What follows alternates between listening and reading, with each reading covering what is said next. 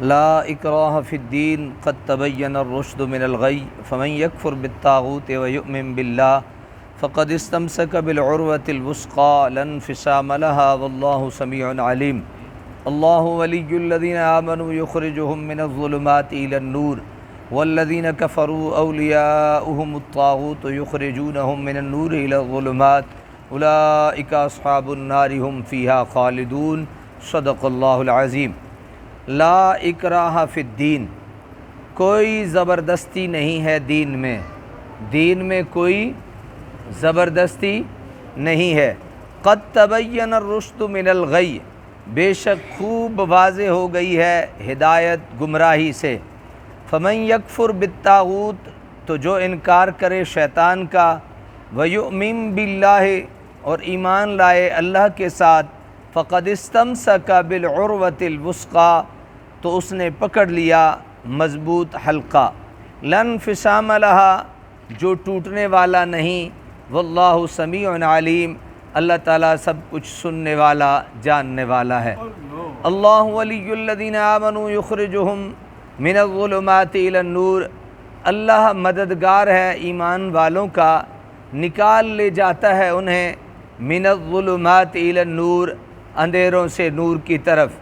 والذین کفروا، اور جنہوں نے کفر کیا، اولیاؤہم الطاغوت، ان کے ساتھی شیطان ہیں، یخرجونہم من النور الی الظلمات، نکال لے جاتے ہیں انہیں نور سے اندھیروں کی طرف۔ اولئک اصحاب النار، یہی لوگ دوزخی ہیں، ہم فیہا خالدون، اس میں ہمیشہ رہنے والے ہیں۔ اسلام کے دشمنوں نے اسلام پر لوگوں کو زبردستی مسلمان بنانے کا جو الزام لگا رکھا ہے، قرآن نے پہلے ہی اس کا رد کر دیا تھا کہ دین کے معاملے میں جبر و اکراہ کا تو سوال ہی پیدا نہیں ہو سکتا، کیونکہ دین کی بنیاد ہے ایمان، اور ایمان کا تعلق ہے دل سے، اور دل جبر و اکراہ کے سامنے سر تسلیم خم کرنا جانتا ہی نہیں۔ سر ہے نا، یہ جھک سکتا ہے، ہاتھ ہیں یہ بھی کسی کی مرضی کے مطابق حرکت کر سکتے ہیں، پاؤں بھی کسی کے حکم کے تابع ہو سکتے ہیں، دل جو ہے نا یہ کسی کے حکم کے تابع، اس پہ کوئی جبر نہیں چل سکتا، اکراہ نہیں چل سکتا۔ یہ ایک بہت بڑا اسلام دشمن طاقتوں اور مخالفوں کا الزام تھا ہمارے اوپر کہ تو یہ جو دین اسلام ہے یہ تو جبر کرتا ہے، یہ تو کسی کو مجبور کر کے کلمہ پڑھانے کا نام ہے، حالانکہ اس کا اسلام کا کوئی زبردستی یا جبر یا اکراہ کا کوئی تعلق اسلام کے ساتھ نہیں، بلکہ یہ محبت کا دین ہے، اور محبت والے ہی اسے اختیار کرتے ہیں۔ بہت خوبصورت بات کی کہ اسلام کا تعلق کس سے ہے؟ دل سے ہے۔ اسلام کا تعلق ایمان سے، اسلام کا تعلق ایمان سے، اور ایمان کا تعلق کس سے ہے؟ دل سے ہے۔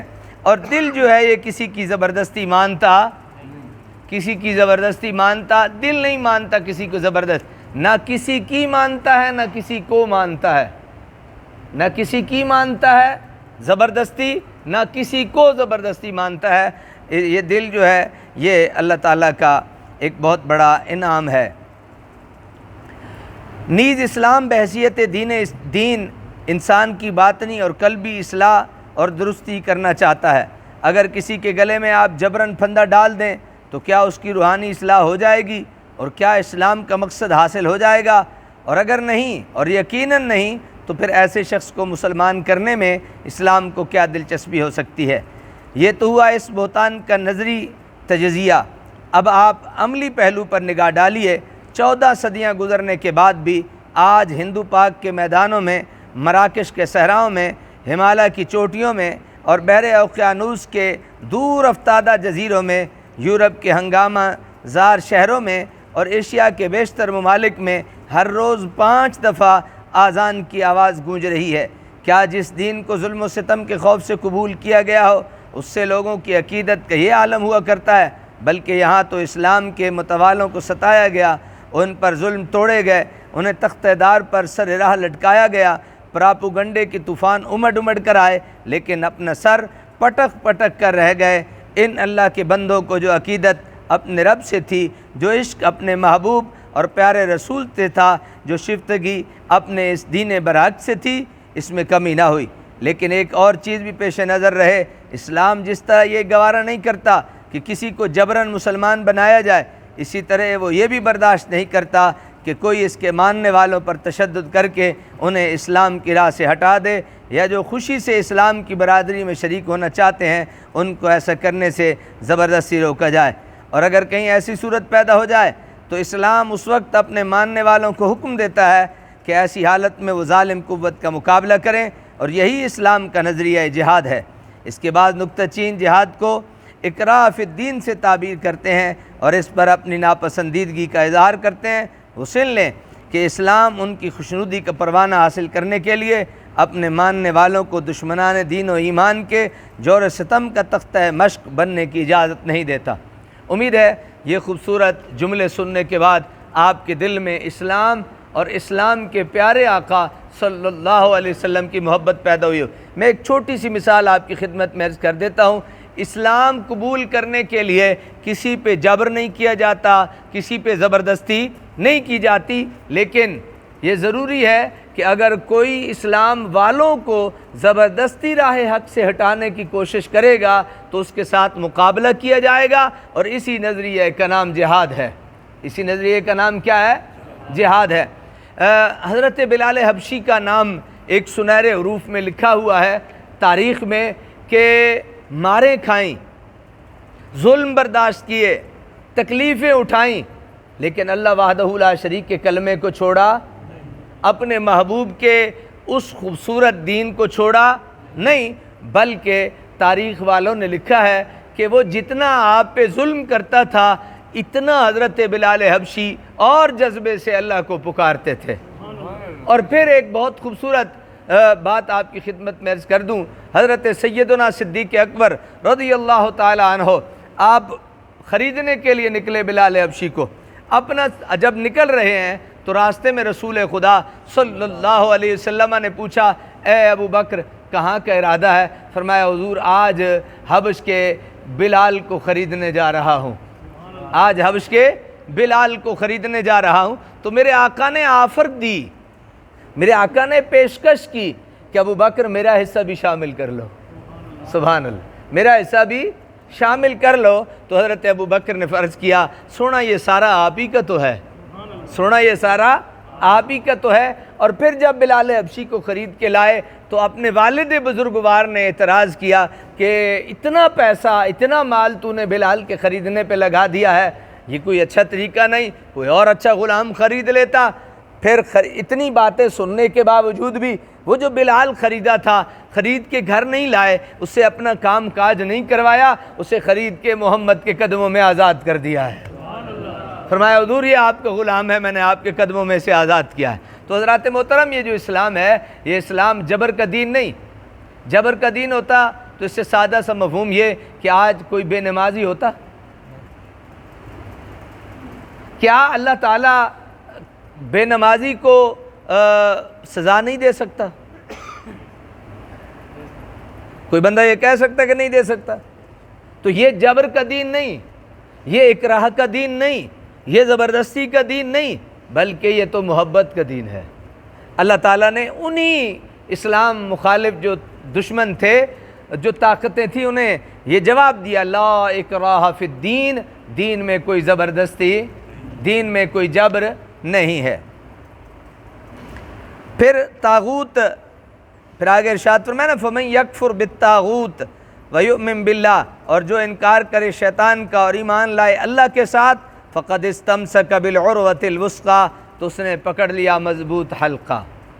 ٹھیک ہے نا، اللہ کے راہ پہ چلنے کے لیے اور مضبوط کسی چیز کو پکڑنے کے لیے ضروری ہے کہ کفر کا انکار کرنا پڑے گا۔ کفر کا کیا کرنا پڑے گا؟ انکار کرنا پڑے۔ طاغوت طغیان سے ہے جس کا معنی سرکشی ہے، اور طاغوت کاہنوں کو بھی کہا جاتا ہے جو غیب دانی کے جھوٹے دعوے کر کے لوگوں کو اپنے دعوے فریب میں پھنسایا کرتے ہیں۔ یہ جو کاہن ہوتے ہیں نا، یہ جھوٹی جھوٹی خبریں خود بنا لیتے تھے، یہ جھوٹی جھوٹی خبریں خود بنا لیتے تھے اور اس کو پھیلا دیتے تھے۔ تو کہا گیا کہ یہ طاغوت سے مراد شیطان بھی ہے اور طاغوت سے مراد وہ کاہن بھی ہیں جو جھوٹے دعوے کر کے لوگوں کو اپنے دام میں کیا کرتے ہیں، اپنے جال میں پھسلا لیتے ہیں۔ اس کا اطلاق شیطان پر بھی ہوتا ہے، اور وہ شخص بھی طاغوت ہے جو کسی گمراہ مذہب، غلط نظریہ اور مضر عمل کا بانی اور کرتا دھرتا ہو۔ سمجھ آ گئی؟ اس طاغوت سے مراد شیطان بھی ہے، طاغوت سے مراد وہ کاہن جو جھوٹے دعوے کر کے لوگوں کو جو ہے وہ اپنے جال میں پھنساتے ہیں وہ بھی ہیں، اور وہ شخص بھی طاغوت کہلاتا ہے۔ یعنی طاغوت کسی اچھی چیز کا نام نہیں، طاغوت شیطان کے پیروکاروں کا نام ہے، جو شیطان کے راستے پہ چلتے ہیں، شیطان کی پیروی کرتے ہیں، جو شیطان کا نظریہ ہے وہی نظریہ ان کا ہوتا ہے، انہیں کیا کہا جاتا ہے؟ طاغوت۔ دو باتیں تو بیان ہوگی نا، کائن جو جھوٹے جو ہے وہ دعوے کر کے لوگوں کو اپنی جال میں پھنساتے رہتے ہیں، اور طاغوت سے مراد شیطان بھی ہے، اور طاغوت سے مراد وہ شخص بھی ہے جس کا تعلق کسی گمراہ مذہب سے ہو۔ کس سے ہو؟ کسی گمراہ مذہب سے ہو، اور اس کے نظریات بھی غلط ہوں، اس کے نظریات بھی کیا ہوں؟ غلط ہوں، اور وہ کسی ایسے کام کا بانی ہو جو نقصان دہ ہو، جو قوم کے لیے کیا ہے؟ نقصان دہ ہو، اس کو بھی طاغوت کہا جاتا ہے۔ لیکن قرآن کی اس آیت کو آپ پڑھیے، یریدون ان یتحاکموا الی الطاغوت وقد امروا ان یکفروا بہ، اس سے آپ کو طاغوت کی اور قسم بھی معلوم ہوگی، یعنی وہ بھی طاغوت ہے جو احکام الہی کے خلاف اپنی وضع کردہ قوانین کے مطابق لوگوں کے درمیان فیصلے کرے۔ طاغوت واحد اور جمع دونوں کے لیے استعمال ہوتا ہے۔ آگے اللہ تعالیٰ نے جو بیان فرمایا، اللہ ولی، اللہ کیا ہے؟ مددگار ہے۔ اللہ کیا ہے؟ مددگار ہے۔ کن کا؟ ان کا، الذین آمنوا، ایمان والوں کا۔ کون سے ایمان والے؟ یخرجہم من الظلمات الی النور، وہ ایمان والے جو لوگوں کو تاریکیوں سے نکال کے نور کی طرف لے جاتے ہیں۔ یہاں ایک بات آپ کو بڑی ادب، احترام اور محبت سے عرض کر دوں۔ ایک ہوتا ہے اپنے پیٹ کا مسلمان کہ وہ خود نمازیں، روزے، حج، زکوٰۃ کرتا رہتا ہے، سب کچھ پتہ ہونے کے باوجود کسی دوسرے کو بتاتا نہیں۔ یہ ان ایمان والوں کی بات ہو رہی ہے جن کو پتہ ہوتا ہے، اور وہ ڈیوٹی کیا دیتے ہیں جو اور ایمان والے ہوتے ہیں، تاریکی میں گر رہے ہوتے ہیں، گناہ کی دنیا میں لت پت ہوتے ہیں، ان سے جانے اور انجانے میں گناہ ہو رہے ہوتے ہیں۔ تو اللہ نے کہا اللہ ان کا مددگار ہوتا ہے، الذین آمنوا یخرجہم من الظلمات، جو لوگوں کو تاریکی سے نکالتے ہیں، الی النور، نور کی طرف لے جاتے ہیں۔ یہ جو اسلام ہے یہ نور ہے، یہ جو اسلام ہے یہ کیا ہے؟ نور ہے۔ یہ جو قرآن ہے کیا ہے؟ نور ہے۔ اگر کوئی آپ کو اسلام کی دعوت دیتا ہے، آپ بے نمازی ہیں، نماز کا کہتا ہے، تو اللہ اس کی مدد کرتا ہے۔ اللہ اس کی کیا کرتا ہے؟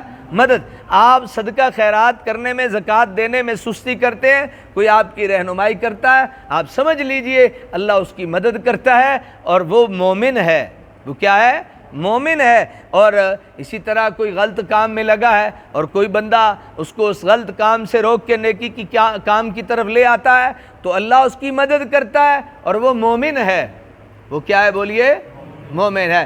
ایمان کی بڑی تعریفیں ہیں، ایمان کی بڑی تعریفیں ہیں ایمان والوں کی، جن میں سے ایک یہ کہ وہ ایمان والے ہیں جو لوگوں کو تاریکیوں سے نکال کر نور کی طرف لے جاتے ہیں، تاریکیوں سے نکال کر نور کی طرف لے جاتے ہیں۔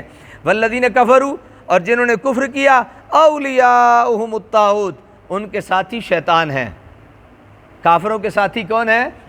ایمان والوں کے ساتھی کون ہے؟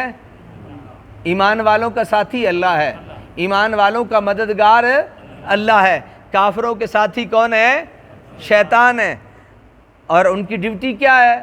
یخرجونہم من النور الی الظلمات، وہ لوگوں کو نور سے تاریکی کی طرف لے جاتے ہیں۔ اچھا بھلا ایک آدمی نمازی ہوتا ہے، کسی کی گندے کرتوت اس کو یہاں تک مجبور کر دیتے ہیں کہ وہ بالآخر نماز کو چھوڑ دیتا ہے، وہ بالآخر نماز کو کیا کر دیتا ہے؟